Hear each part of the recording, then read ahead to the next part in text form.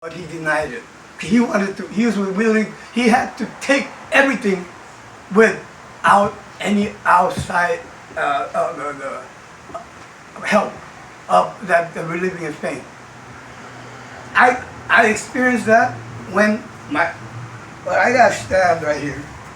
I almost bled to death, right? Even though I got, it was blood, my blood was coming out like this, right? Even when this happened, I wanted to take a crack hit. I went into my car, I drove to my crack dealer, and when I went there, I put the sheet around me and it was all red. I took the crack pipe out, I told him, give me some fucking crack. Oops, it's my hand. And when I tried to take a hit, I fainted. I woke up in the hospital. They said if I was at least 2-3 minutes late, I would have died. Okay?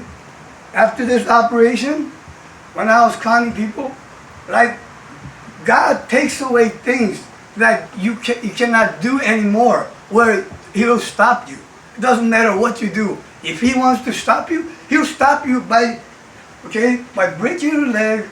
All this, it comes from the love that He has. He wants us to stop the things, okay, and make us realize by all the things that we go through, and understand people that you cannot. If you judge people because you don't know what their ways, because you could only imagine their ways, but if you've been their way, if you've been to the Skid Row, if you've been to the underground, if you've been to Vegas, where everybody, all the men prostitutes, most of the men prostitute their women to get the drug, okay? And when they don't, they get beaten, okay? Into submission. When this thing broke, I got into crack and heroin and Xanax and methamphetamine, all that combined, okay? I had a minimum of $1,000 of drug habit every day, okay? But when I first realized I didn't like the taste of crack, because it gave me paranoia. It's like when the Adam ate the fruit of knowledge, he realized he was naked, right? He covered himself with alcohol. It seemed like same thing. God was thinking, you're thinking back to us. You're thinking fleshly back to us, you know? You know what I'm trying to say? Fleshly back to us means sin, which is in your body. You want some way to excite your body in a way. It says in the Bible, don't get drunk but filled with the Holy Spirit. But I'm always getting drunk to satisfy my body, to make my body happy. But when the Spirit is in you, it moans, okay? It tells you not to do it no more, because it's not the way to go. Flesh is not the way to go. Flesh is the way to death. And you keep feeding your flesh into more and more submission of the death, okay? So, you stop me by giving, I know for a fact, giving me a hernia down here, okay? So, I won't be able to do anything wrong with female, okay? Because I haven't been able to do anything, and when that happened, I was able to focus on God more. But all these things, I didn't know what happened. But I know everything happened for a reason, where I'm getting close to God. I don't know why I'm standing over here talking about this. It'll be pretty embarrassing for a lot of people, right? My mom, my sister says, don't share this with anybody, you know? Okay? But I'm hoping by sharing this, maybe you think about the love of God. Okay, I've been to prison a couple of times, okay? 17 months and 7 months. For the reason I have not even done felony, but somehow it turned into a felony, because when I did felony, I never got caught. But when I did misdemeanor, I drove with somebody else's license, they took that as identity theft, okay? And I got a ticket, so I went to prison because I couldn't make the probation from doing too much drugs. So I wasn't able to initially go, so they outcounted me, and they gave me 12 to 30 months probation, which I I'm scarred. That means I have to go to prison. It was, anyway, it was a pretty scary thing, you know. I was in prison in my 40s, early 40s.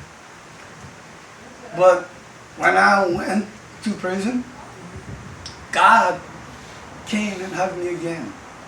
He put me there so I don't sin no more. I don't go back to drugs. He'll put me where I won't be able to do anything except think about him. And it doesn't come from me or myself.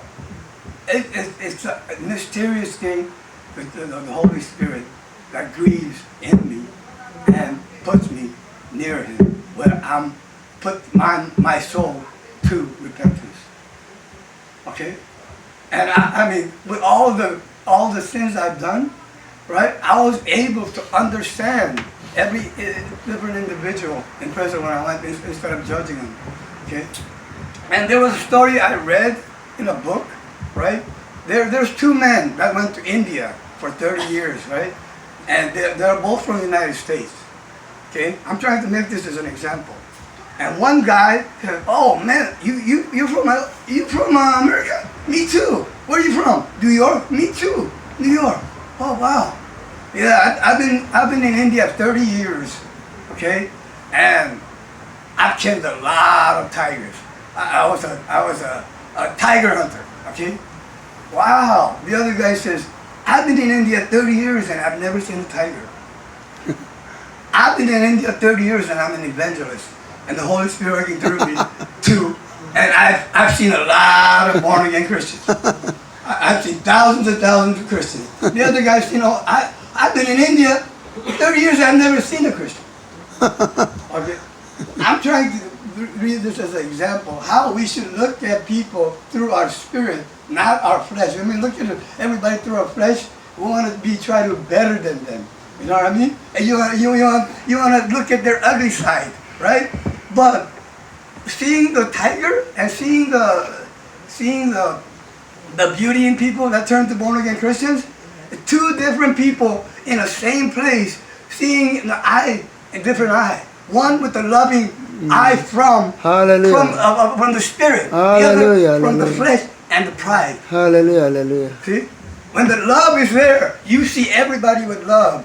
When your head is up, you see everybody with judgment. That's the lower than you. Hallelujah. You know, when you lower yourself, he'll lift you up. When you high yourself, he'll put you down. He'll bang you on the ground so you can repent. So when we're on the ground, you better thank him. That's when we rise up again. Because we'll do anything to make us go down. We can't take it no more. That's when we have the best love in the world. Him. Amen, amen. See, this world is a beautiful place when you're led by the Spirit. When you're led by the flesh, it deceives you into doing something where at the end it's worth nothing. Well, what did Solomon say? Everything in this world is futile. Right? Only thing we look up is Jesus. And a lot of people, this is this one guy. See, this life is full of music when you listen to the Spirit. Right? This guy working in a CD company. And you know what his job is? Listen for the little skips and scratches. All day long he looks for the scratches and skips. And he never gets to listen to the music because his part is focusing on the skip to throw away. See? Never look at the world with skip and scratches. Look at the whole music. Just look at Jesus. Hallelujah. We can do nothing together. I'm sorry. Amen. Tonight,